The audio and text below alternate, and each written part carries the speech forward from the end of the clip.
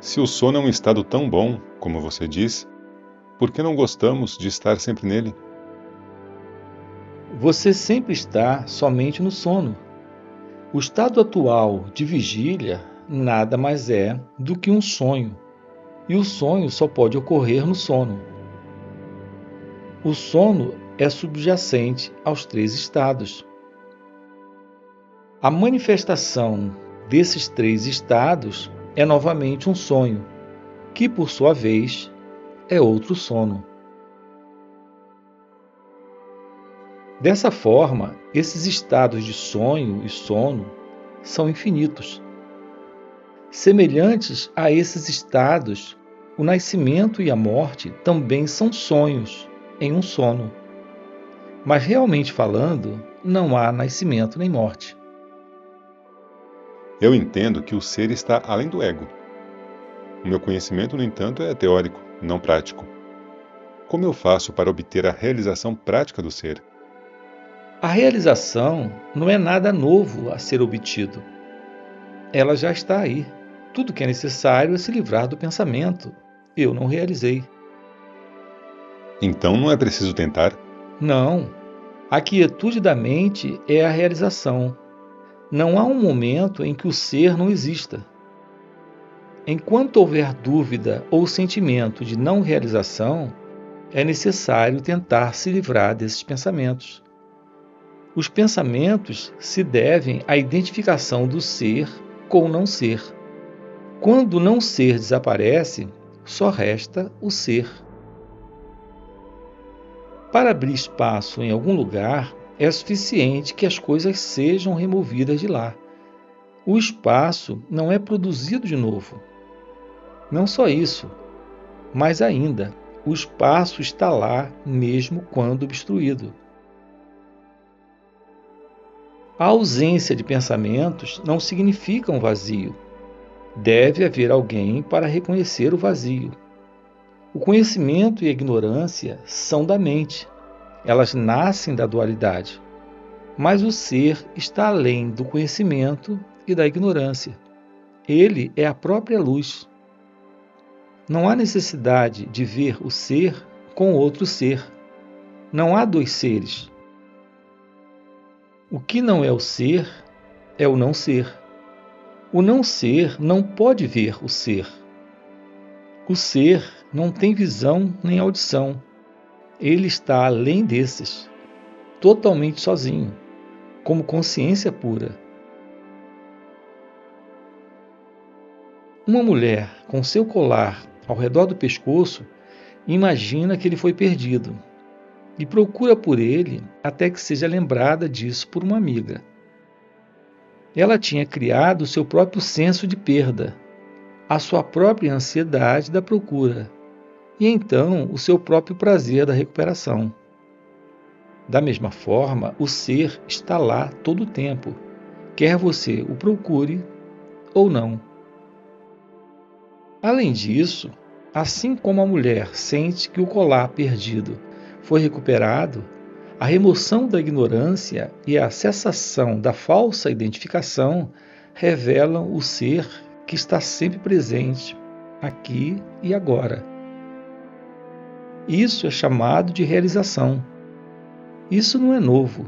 Isso equivale à eliminação da ignorância e nada mais.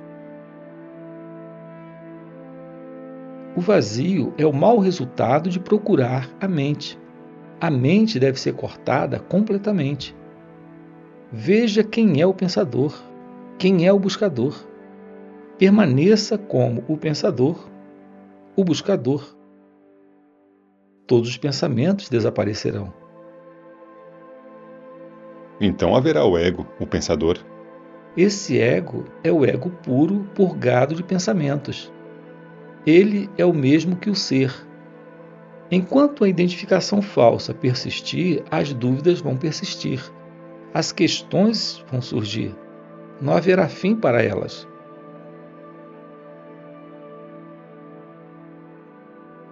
As dúvidas cessarão apenas quando o não ser for eliminado. Isso resultará na realização do ser. Não restará nenhum outro lá para duvidar. ou perguntar. Todas essas dúvidas devem ser resolvidas dentro de si mesmo. Nenhuma quantidade de palavras satisfará. Segure o pensador. Somente quando o pensador não é segurado, os objetos aparecem fora ou as dúvidas surgem na mente. A linguagem é apenas um meio para comunicar seus pensamentos a outro. Ela vem só depois que os pensamentos surgem. Esses pensamentos surgem depois que o pensamento eu surge. O pensamento eu é a base de toda conversa. Quando você fica sem pensar, entende o outro por meio da linguagem universal do silêncio. O silêncio é sempre falante, um fluxo perene de linguagem. Ele é interrompido pela fala. Essas palavras obstruem aquela linguagem muda.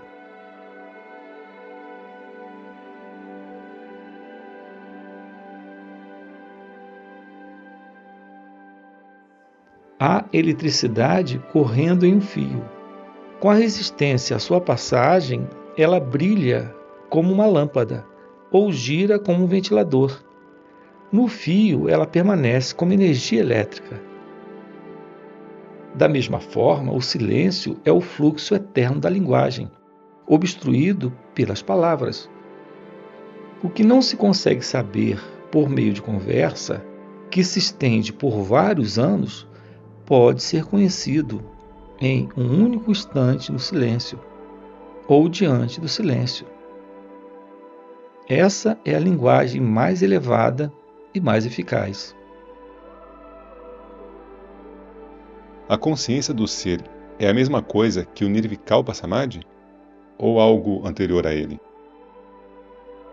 O pequeno buraco do coração permanece sempre fechado, mas é aberto por Vichara. Como resultado, a consciência do ser resplandece. Isso é o mesmo que Samadhi. Qual é a diferença entre o desmaio e o sono? O sono é repentino e domina a pessoa à força. Um desmaio é mais lento e há uma sensação de resistência mantida. A realização é possível em um desmaio e impossível no sono. Qual é o estado imediatamente antes da morte? Quando uma pessoa arqueja para respirar, isso indica que a pessoa está inconsciente desse corpo.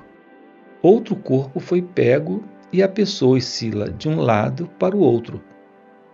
Enquanto respira com dificuldade, há uma arfada mais violenta, e isso indica a oscilação entre os dois corpos devido ao atual apego não ter sido completamente rompido. Eu notei isso no caso de minha mãe e de Palaniswami. Um novo corpo representa a próxima reencarnação da pessoa? Sim, enquanto arqueja, a pessoa está em algo como um sonho, não consciente do ambiente atual. É preciso lembrar que Sri Bhagavan ficou com sua mãe das 8 da manhã às 8 da noite, até que ela faleceu. Ele estava todo o tempo segurando a cabeça dela com uma mão e com a outra mão colocada no peito dela. O que isso significa? Ele mesmo disse depois que houve uma luta entre ele e sua mãe até que o espírito dela chegasse ao coração.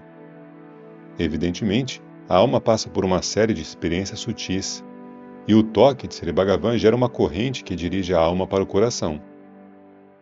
Os samskaras ou tendências latentes, no entanto, persistem, e uma luta é mantida entre a força espiritual criada por seu toque e os samskaras inatos, até que esses sejam inteiramente destruídos e a alma seja levada para o coração para descansar na paz eterna, que é o mesmo que a libertação. A sua entrada no coração é indicada por um sinal, uma sensação peculiar perceptível ao Mahatma, semelhante ao tilintar de um sino.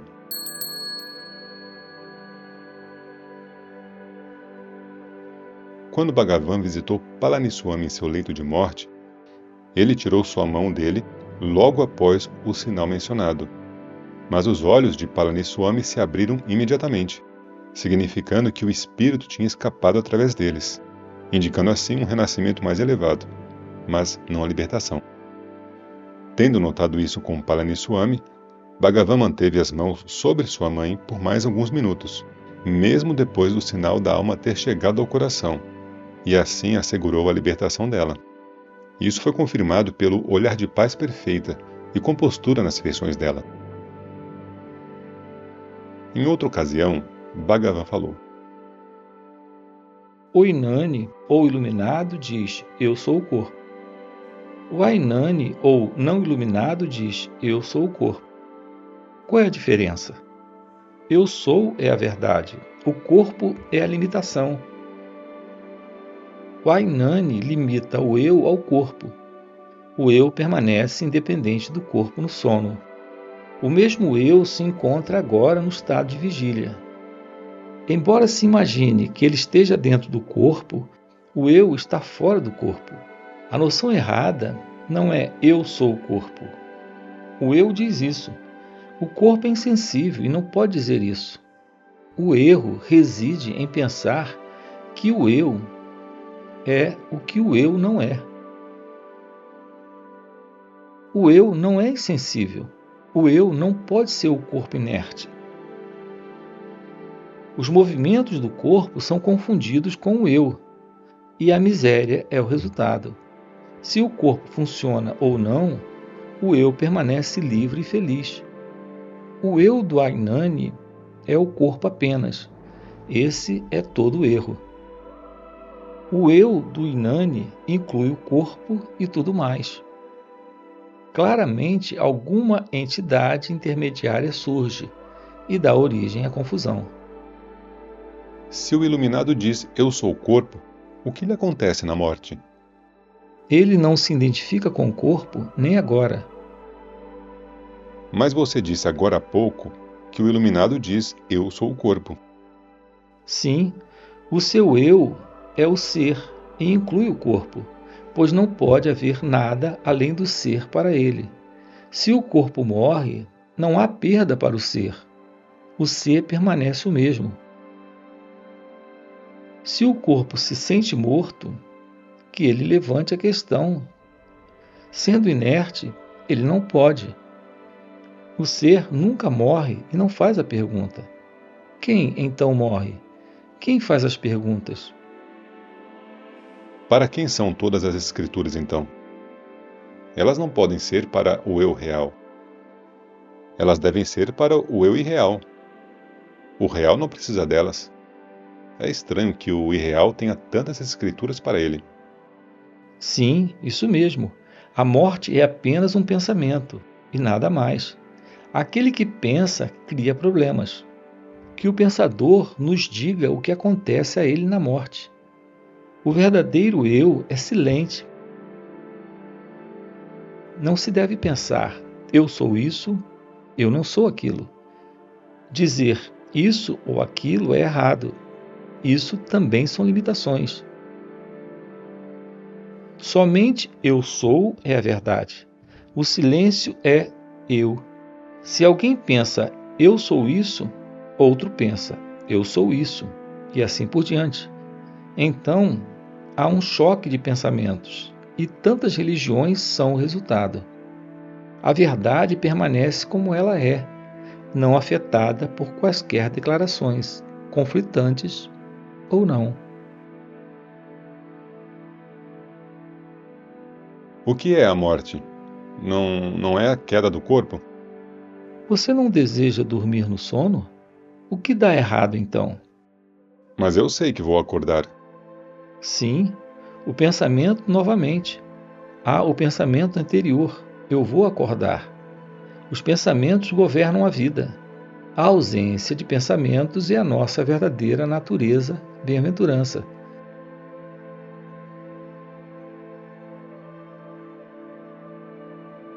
A ignorância, a Ajnana, é de dois tipos: esquecimento do ser e obstrução ao conhecimento do ser. Auxílios são destinados a erradicar pensamentos. Esses pensamentos são os ressurgimentos de predisposições restantes em forma de sementes.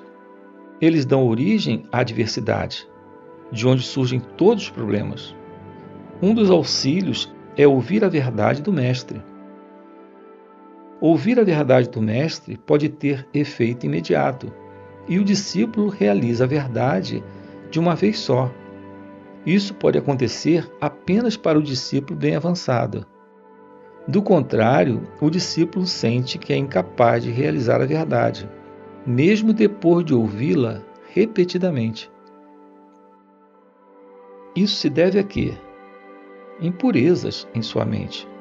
A ignorância, a dúvida e a identidade errada são os obstáculos a serem removidos.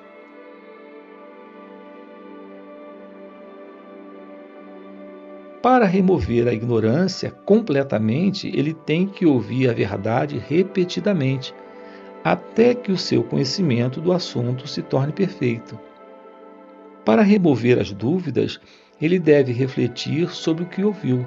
Finalmente, o seu conhecimento ficará livre de dúvidas de todo tipo. Para remover a identidade errada do ser com o não ser, tal como o corpo, os sentidos, a mente ou o intelecto, a sua mente deve se tornar unidirecionada. Quando todas essas coisas são realizadas, os obstáculos acabam e o Samadhi provém, isto é, reina a paz. Alguns dizem que nunca se deve deixar de se empenhar em audição, reflexão e unidirecionalidade. Isso não é efetuado lendo livros, mas apenas pela prática contínua para manter a mente afastada.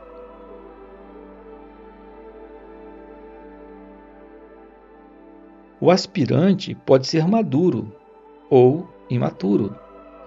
O primeiro está apto para realizar o ser, mesmo com o menor estímulo. Somente pouca dúvida fica em seu caminho e é facilmente removida se ele ouve a verdade uma vez do Mestre. Imediatamente ele ganha o estado de Samadhi. Presume-se que ele já havia completado a audição, a reflexão, etc., em nascimentos anteriores. Isso não é mais necessário para ele. Para o aspirante imaturo, todas essas ajudas são necessárias. Para ele, as dúvidas brotam mesmo depois de audição repetida. Portanto, ele não deve abandonar os auxílios até conquistar o estado de Samadhi. Ouvir a verdade do Mestre remove a ilusão de o ser o mesmo que o corpo.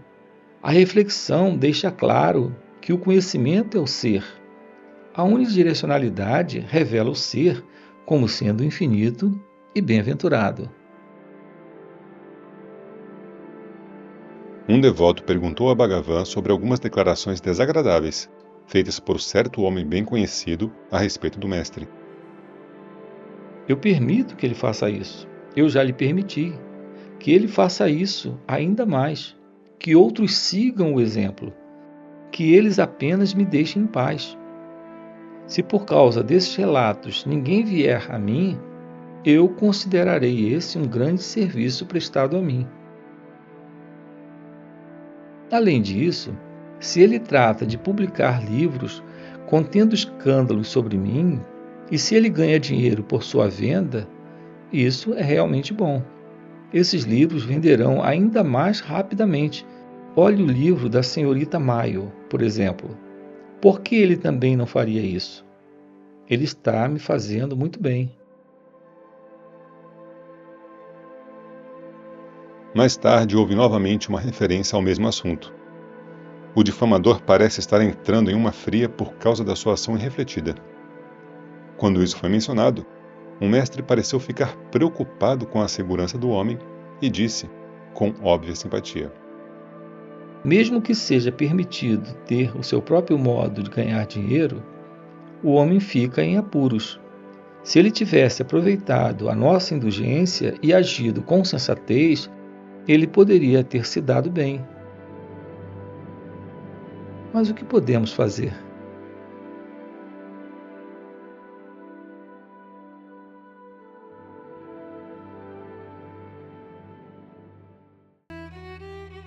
A realização do ser absoluto, ou seja, Brahma-Gnana, não é algo inatingível para um leigo como eu? Brahma-Gnana não é um conhecimento a ser adquirido a fim de se obter a felicidade. É da perspectiva ignorante que se deve desistir.